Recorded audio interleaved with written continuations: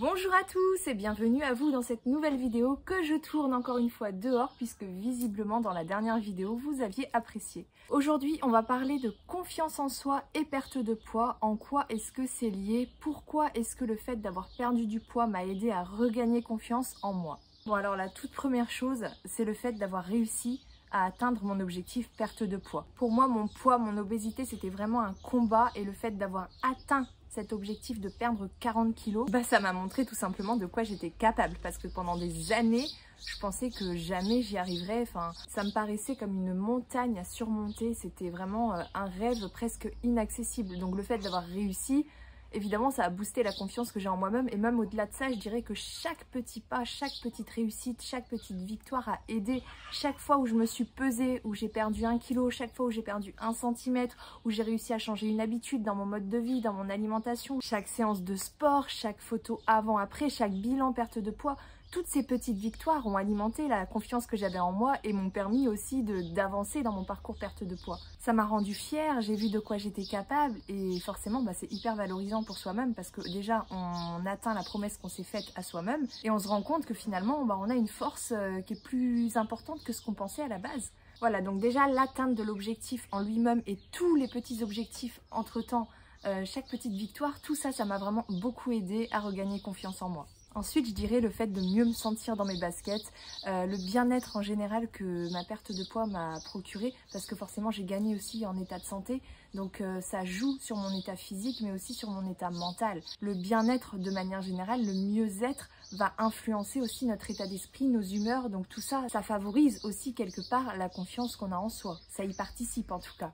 Autre chose qui m'a beaucoup aidée, personnellement, comme j'aime beaucoup la mode, c'est de pouvoir accéder à tous les vêtements que je veux. Parce que toute ma vie, à cause de mon obésité, je n'ai pas pu rentrer dans les magasins. Enfin, je pouvais rentrer dedans, mais déjà on me dévisageait.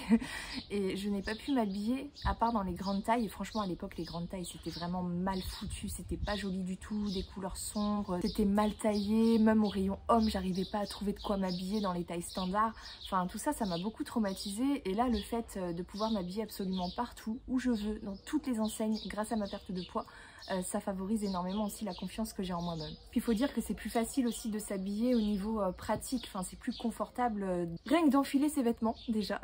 Je me sens beaucoup plus à l'aise, moins boudinée, moins serrée, enfin vraiment au niveau du confort, même pour juste enfiler mes vêtements, ça change du tout au tout. Et le simple fait d'oser entrer dans une boutique sans craindre le jugement des vendeuses, parce que ça aussi c'est très courant, hein. Quand on vous regarde de haut en bas en mode tu trouveras pas ta taille ici, ou qu'on vous le dit carrément, hein, pourquoi vous rentrez ici, on fait que jusqu'au 42. Voilà, ça arrive très fréquemment et du coup nous on n'ose plus, alors qu'aujourd'hui je peux vraiment m'habiller partout, donc je crains pas le regard des vendeuses, je crains pas le jugement des autres à mon égard. D'ailleurs à ce sens-là, alors je sais que ça fait beaucoup débat sur les réseaux, mais clairement moi je vous dis, on vit dans une société qui est grossophobe, même si ça tend quand même vers le mieux ces dernières années, c'est encore le cas. Moi personnellement j'ai subi de la grossophobie depuis l'école et je peux vous dire que ça a eu un très gros impact sur la confiance que j'avais en moi-même. On nous fait sentir qu'on prend trop de place quand on s'assoit dans les transports en commun, on nous regarde comme si on n'avait pas le droit de manger quand on prend un gâteau par exemple et qu'on passe à la caisse d'un magasin, ce genre de choses en fait. Ah, et aussi les compliments en mode oh bah dis donc t'es plutôt jolie pour une grosse, ou c'est dommage, t'as un joli visage, c'est dommage. Enfin voilà, clairement pour moi nous vivons dans une société qui est grossophobe et ça n'aide absolument pas à avoir confiance en soi. Moi clairement ça m'a détruite psychologiquement de toujours être rabaissée pour mon poids, de toujours être critiquée, d'être jugée, d'être traitée en fonction de mon apparence juste parce que j'avais quelques kilos en trop quand j'étais adolescente. Et le fait aujourd'hui de ne plus avoir à subir tout ça et quelque part de rentrer dans le moule, alors je sais c'est dommage d'en arriver à ce genre de pensée, mais clairement c'est ça. À l'heure actuelle je me rapproche plus de la taille standard et encore que certains diront que je suis encore grosse alors que je suis en très bonne santé comme ça. Bref, nous vivons dans une société grossophobe et se faire critiquer, se faire dévaloriser, ça a un impact néfaste sur la confiance en soi, et à l'inverse, se faire valoriser, se faire complimenter, ça booste la confiance en soi, qu'on le veuille ou non. Le regard des gens, ce que pensent les gens impacte notre confiance en soi. C'est inévitable, nous sommes des êtres humains. Voilà, je rajouterai aussi une remarque de l'une de mes abonnées sur Instagram, parce que moi je n'y ai pas pensé, je n'ai pas été vraiment confrontée à ça, mais apparemment le regard des hommes aussi change envers les femmes, donc les hommes seraient quand même davantage attirés par les femmes minces que les femmes rondes ou obèses. Je sais que ce n'est pas le cas partout, hein. Je prends l'exemple de mon papa qui lui préfère les femmes avec des rondeurs, voire très rondes, que les femmes minces. Mais c'est vrai que globalement quand même la femme mince est beaucoup plus valorisée, et même que ce soit dans les magazines, à la télé, enfin c'est ancré en fait dans notre société quoi. Bon, à côté de ça, je reçois aussi certains témoignages comme quoi il y a des personnes qui, malgré leur perte de poids, ne regagnent pas du tout confiance en elles, voire même ne voient pas le changement dans le miroir, c'est-à-dire sont minces mais se voient elles dans le miroir grosses comme elles étaient avant. Moi ce n'est pas mon cas. C'est vrai qu'il y a des jours où je me vois plus belle que d'autres jours où je me vois moins belle, voire où je me trouve pas belle du tout. Mais c'est vrai qu'il y a certaines personnes qui ne remarquent pas le changement, qui n'arrivent pas à le voir. C'est vraiment un blocage psychologique. C'est ce qu'on appelle la dysmorphophobie. Et pour ça, je ne peux que vous inviter à consulter un psychologue.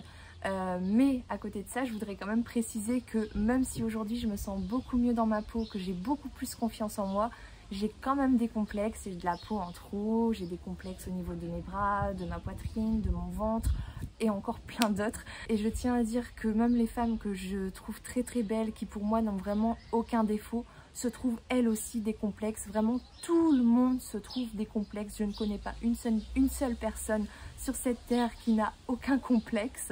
Tout ça pour dire que finalement, qu'on soit gros, mince, petit, grand, qu'on ait perdu du poids, qu'on ait repris du poids, dans tous les cas, on aura toujours des complexes. Donc oui, je me sens beaucoup mieux dans ma peau, mais j'ai encore des complexes. Et je pense qu'il y a un travail d'acceptation à faire de ce côté-là, parce que l'être humain est ainsi. L'être humain ne se contente jamais de ce qu'il a, et il en veut toujours plus. Et il y a toujours quelque chose qui va le déranger, qui va le titiller. Donc on aura beau faire des opérations pour enlever le surplus de peau, atteindre son objectif final de poids. Déjà, on ne peut pas retrouver le corps qu'on avait avant, parce que le corps il change et il ne pourra jamais revenir comme il était avant. Mais en plus de ça, même si c'était le cas, on se trouvera toujours des complexes. Voilà, donc dans tous les cas, il faut quand même essayer de s'accepter. Et je terminerai aussi en précisant que la confiance en soi, ce n'est jamais complètement acquis. Ça peut se gagner, ça peut se perdre, donc prenez soin de vous. The future is now.